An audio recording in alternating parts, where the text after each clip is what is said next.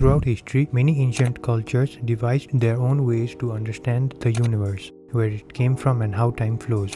Undoubtedly, modern science has given us powerful tools and proven theories to measure the universe's timeline. But some ancient traditions offer perspectives so vast and profound they almost feel like science fiction, except that they were taken very seriously. You might have heard of the Mayan long count calendar, the Greek idea of the great year, or the Zoroastrian cosmic cycles, just to name a few examples. One of the most fascinating of these systems come from the Vedic period of ancient India, where time wasn't seen as a straight line but a limitless cycle, spiraling through creation, destruction, and rebirth.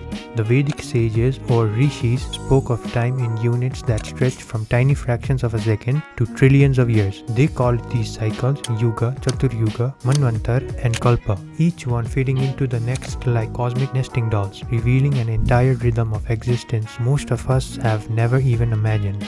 In this video, we're going to unravel these ancient time scales step by step, starting with a key concept, the difference between divine years and human years. From there, we'll decode what makes up a divine year and build our way through the Yugas and Manvantaras, all leading up to the awe-inspiring idea of a Kalpa, a full day in the life of the universe itself. This video will serve as part 1 of our series where we lay the foundation.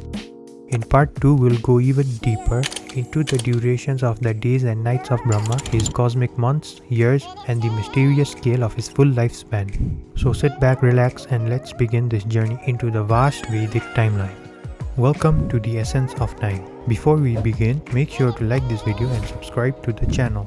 I just started this channel and I plan on making videos that explore the essence of existence, diving into deep ideas, ancient wisdom, and the nature of reality. If that sounds interesting to you, hit that like button and subscribe for more content like this. With that said, let's jump into part 1 of the video. Part 1. The concept of Brahma. In Vedic cosmology, time is viewed as cyclical, constantly moving through vast recurring cycles. At the center of this grand vision is Brahma, the creator of the universe in each cycle. However, it's important to note that Brahma is not the ultimate creator, rather he is part of a larger rhythm, an eternal cycle of creation, preservation, and dissolution. The origin of everything is often attributed to a higher ultimate source, beyond names and forms. According to the text Vishnu Puran, entities like Brahma emerge from this ultimate source, referred to as Narayan, based on the god Vishnu. Brahma himself is also subject to time. Like all beings, he is born, fulfills his role, and eventually dissolves when his cycle ends.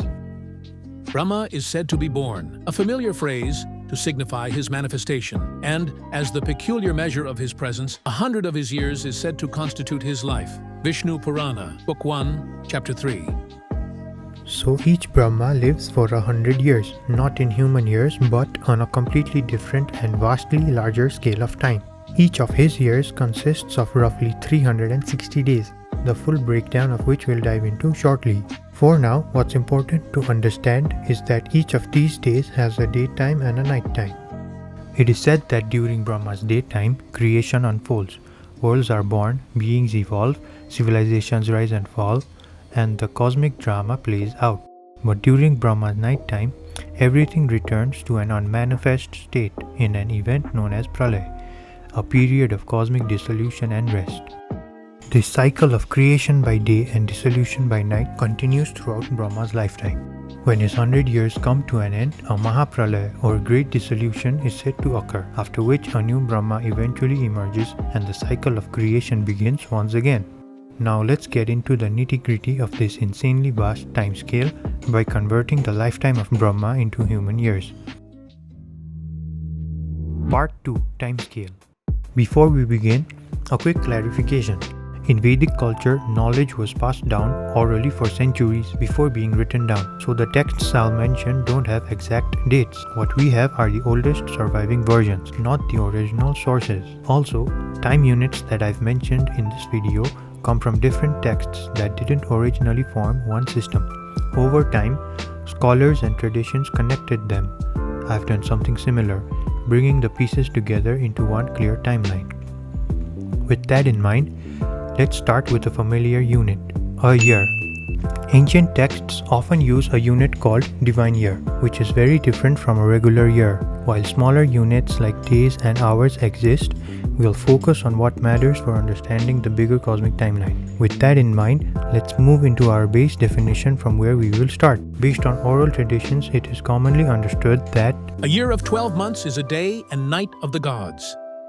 The day and night mentioned here refers to one unit that makes up the divine year. It is important to note the difference between a divine year and a Brahma year, as they are not the same unit. I will elaborate on this shortly. In the Vedic context, a full divine year is made up of approximately 360 such days and nights. So here's how it works. If one day and night of the gods is equivalent to one human year, then one divine year, or dy, made up of 360 of these cycles is equivalent to 360 human years, or hy. We'll keep this basic unit 1 dy equals to 360 hy in a reference box on the side as we go forward, because everything we talk about from here will build on this. More details will also be available in the description.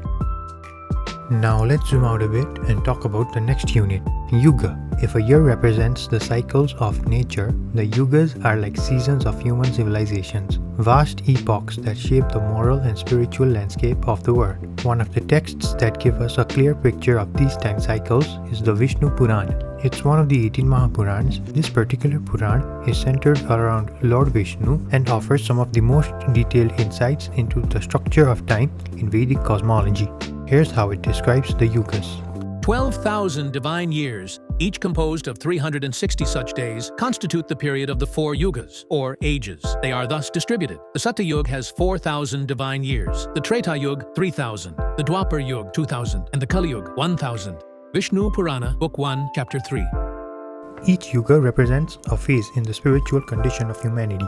First, let's note that before and after each Yuga, there's a transitional period. You can pause the video to look at the note that I left on the bottom right corner. These transitional periods are equal to roughly 10% of the Yuga's duration. So the time between the start of one Yuga and the next isn't just a hard cutoff. It includes these gradual transitions.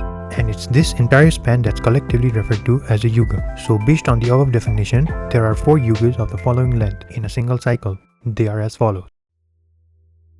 Satyuga, or the Age of Truth. Satyuga is the foundation. It represents the ideal state of existence, where righteousness and moral integrity are at their highest possible level. But for this video, we'll focus on understanding the time duration rather than the spiritual parts of these time units. Based on the Vishnu Puran, the duration of Satyuga is 4,000 divine years. When we include the transitional periods before and after this Yuga, we get 400 plus 4,000 plus 400. Which is equal to 4,800 divine years. Now, converting this into human years, 4,800 divine years times 360 human years. Because as you can see on the right hand side of your screen, one divine year is equal to 360 human years. So by this method, we get 1,728,000 human years.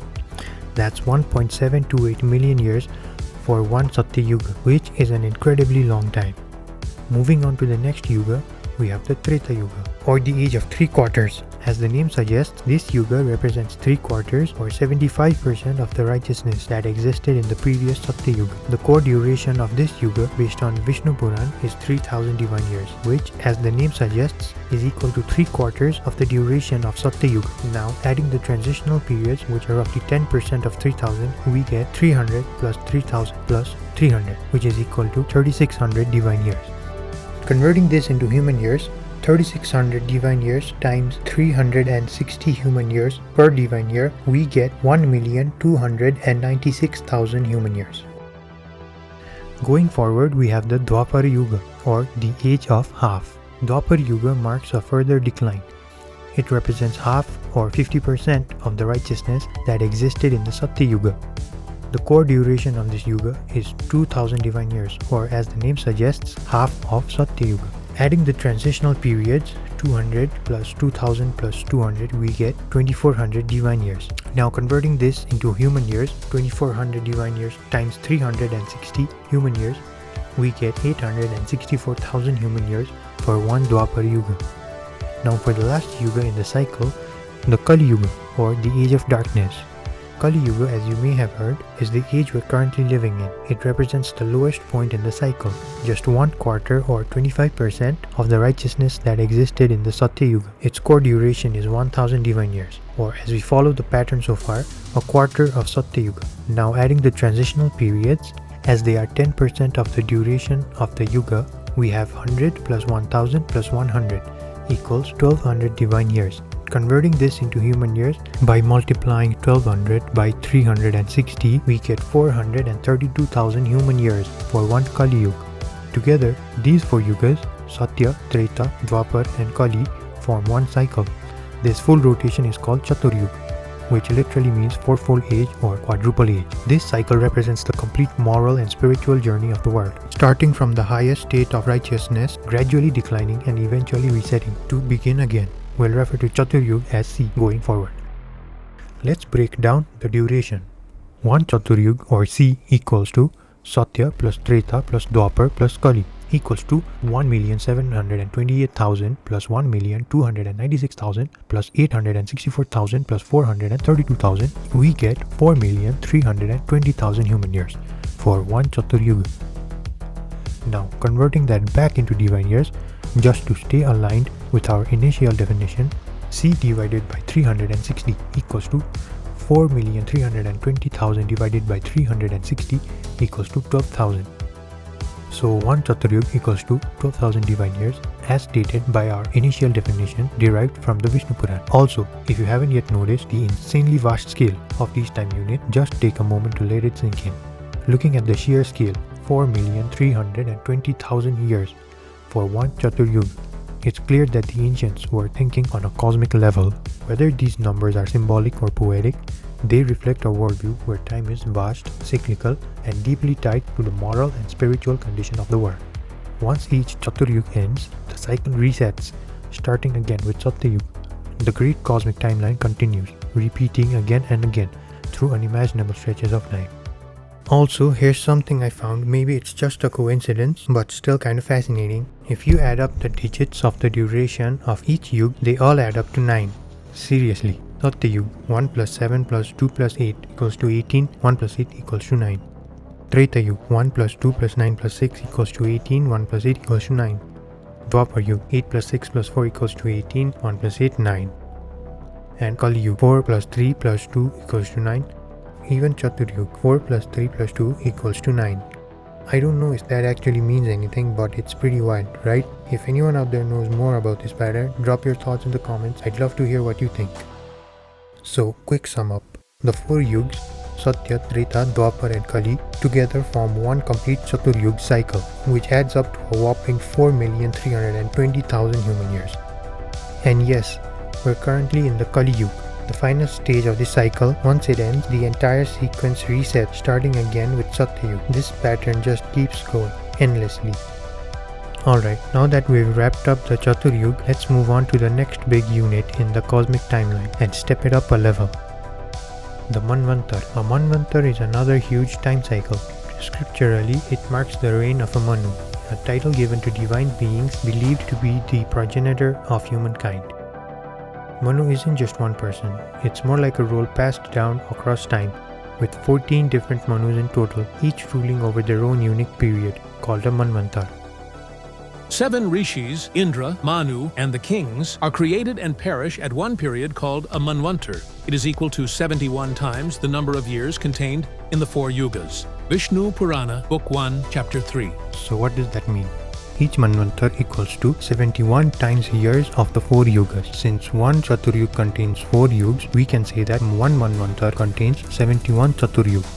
And at the end of each Manvantar, all the divine figures like the Rishis and Manus dissolve during a brief interval known as the Manvantara Sandhya, and a new cosmic team takes over.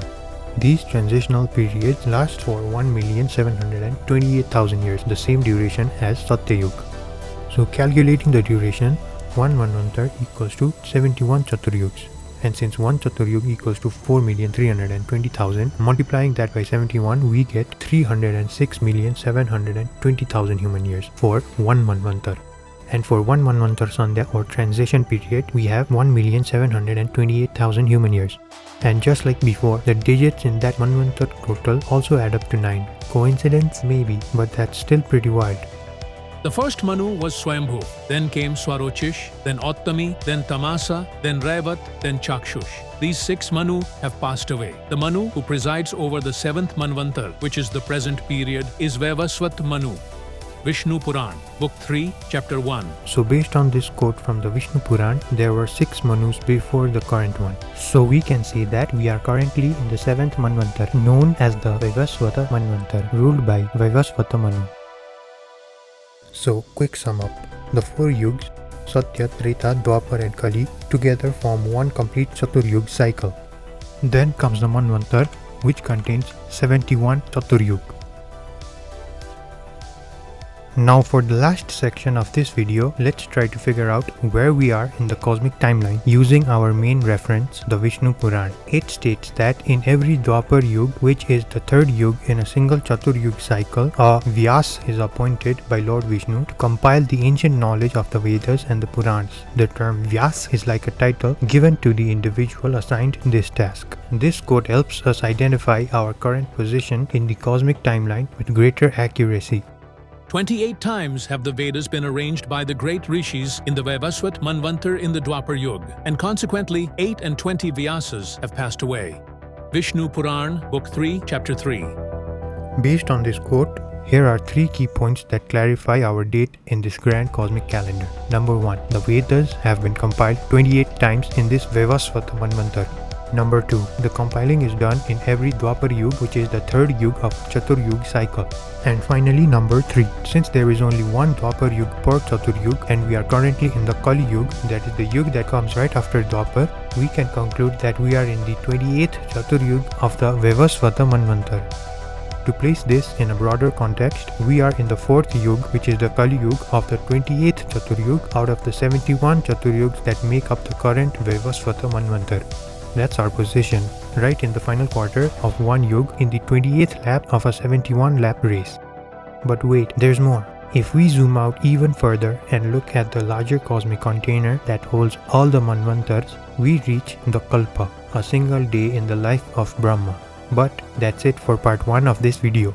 If you'd like to continue exploring this vast timeline, feel free to hit that subscribe button and ring that bell icon so you'll be notified when part 2 comes out.